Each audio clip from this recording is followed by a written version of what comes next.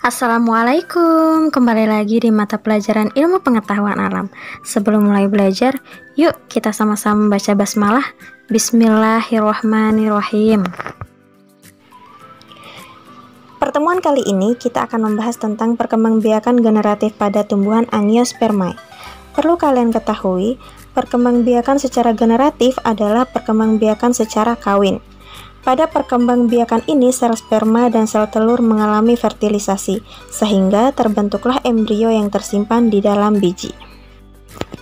Perkembangbiakan secara generatif dibagi menjadi 4 bagian. Yang pertama, penyerbukan atau polinasi, yang kedua, pembuahan atau fertilisasi, yang ketiga, penyebaran biji, dan terakhir adalah perkecambahan, yang nanti akan kita bahas satu persatu.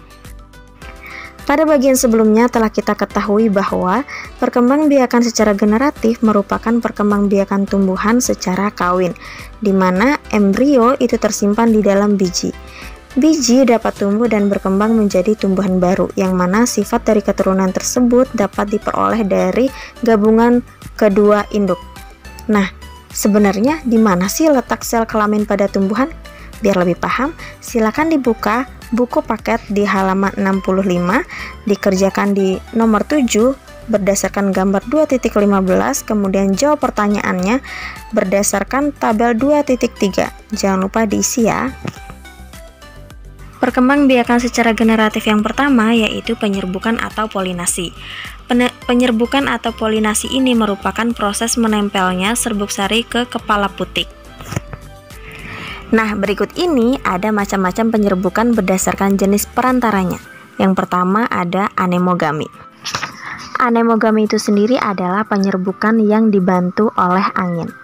Oh iya, sudah pernah lihat tanaman jagung? Kalau sudah, pasti tahu dong kalau jagung memiliki bunga yang kecil dan tangkai bunga yang mudah sekali bergoyang apabila tertiup angin. Tanaman dengan bunga yang berukuran kecil, jumlah bunga banyak dan ringan, serta tidak menghasilkan nektar atau bau merupakan beberapa ciri tanaman yang penyerbukannya dibantu oleh angin. Contohnya ya jagung ini sendiri. Yang kedua ada entomogami.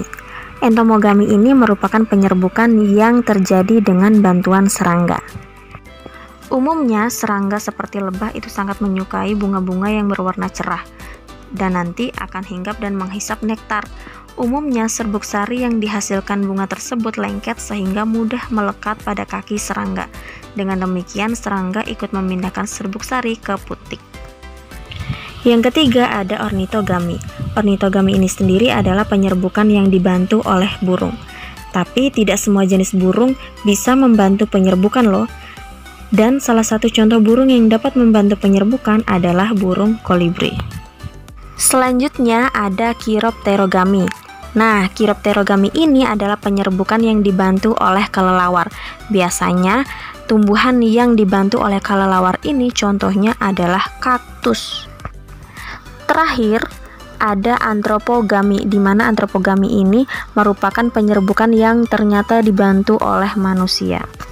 Tanaman-tanaman yang dibantu oleh manusia untuk penyerbukannya misalnya ada anggrek dan juga tanaman vanili. Penyerbukan dapat dibedakan menjadi beberapa macam. Yang pertama ada penyerbukan sendiri atau autogami, yaitu jika serbuk sari yang menempel pada putik berasal dari bunga itu sendiri. Yang kedua ada penyerbukan tetangga atau geitonogami, yaitu jika serbuk sari yang menempel pada putik berasal dari bunga lain pada tumbuhan itu juga.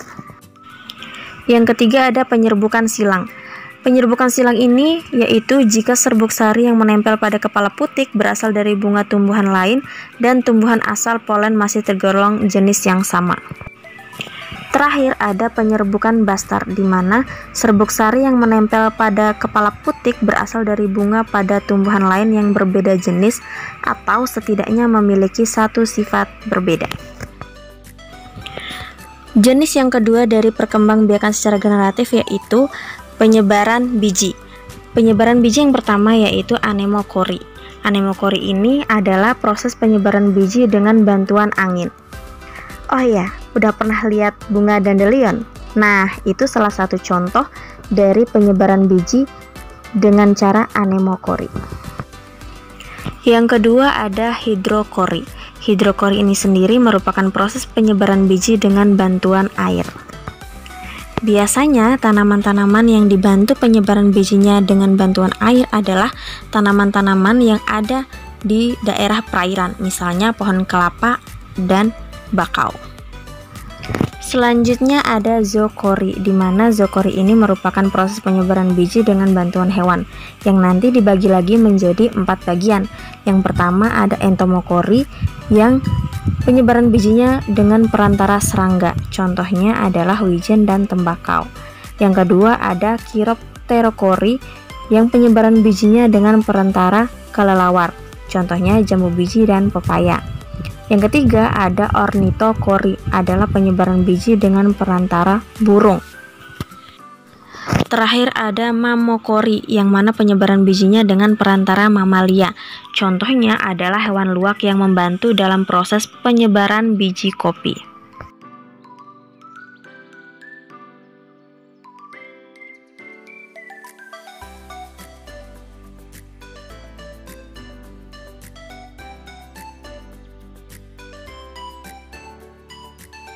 Baik, tahap ketiga pada perkembangbiakan secara generatif pada tumbuhan yaitu perkecambahan. Nah, sebelum kita membahas perkecambahan, pernah tidak sih kalian mengamati kacang hijau yang walaupun disimpan lama tidak akan tumbuh menjadi tumbuhan baru, apalagi kalau dalam keadaan kering? Nah, biji yang masih belum tumbuh ini merupakan biji yang berada pada keadaan dormansi biji. Dormansi ini adalah peristiwa pada saat biji mengalami masa istirahat. Masa istirahatnya ini akan berakhir ketika biji mulai tumbuh menjadi tumbuhan baru yang disebut dengan tahapan perkecambahan. Perlu kalian ketahui bahwa perkecambahan berbagai macam biji dipengaruhi oleh faktor yang hampir sama. Untuk mengetahui faktor-faktor apa saja sih yang mempengaruhi perkecambahan, silakan ikuti tabel 2.6, dilakukan percobaan berdasarkan tabel yang ada di halaman 76 sampai 77. Selamat mencoba.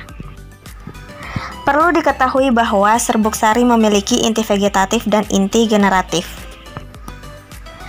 Setelah serbuk sari melekat pada kepala putik atau stigma yang sesuai, serbuk sari akan menyerap air dan berkecambah membentuk buluh serbuk sari.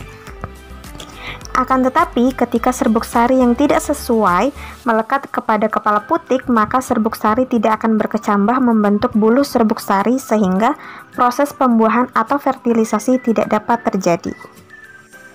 Kenapa hal itu bisa terjadi? Ternyata serbuk sari yang berasal dari tumbuhan lain tidak dapat melekat dengan kuat kepada kepala putik. Inti sel generatif di dalam buluh serbuk sari akan membelah menjadi dua. Dua inti sel generatif tersebut akan berkembang menjadi dua inti sel sperma. Satu inti vegetatif di dalam serbuk sari berperan menjadi penuntun gerak tumbuh buluh serbuk sari ke bakal biji. Satu inti sel sperma membuahi inti sel telur membentuk zigot atau calon individu baru, dan satu inti sel sperma yang lain membuahi inti kandung lembaga sekunder membentuk endosperma atau cadangan makanan. Pada proses ini terjadi 2 kali pembuahan sehingga disebut juga dengan pembuahan ganda. Oke, baiklah. Terima kasih sudah menonton videonya. Semoga bisa dipahami dan dimengerti. Jangan lupa tugasnya dikumpul tanggal 14 September. Dan jangan lupa juga difoto tiap 3 hari sekali bukti dari percobaan yang kalian lakukan di rumah. Sampai jumpa di pertemuan selanjutnya. Wassalamualaikum warahmatullahi wabarakatuh.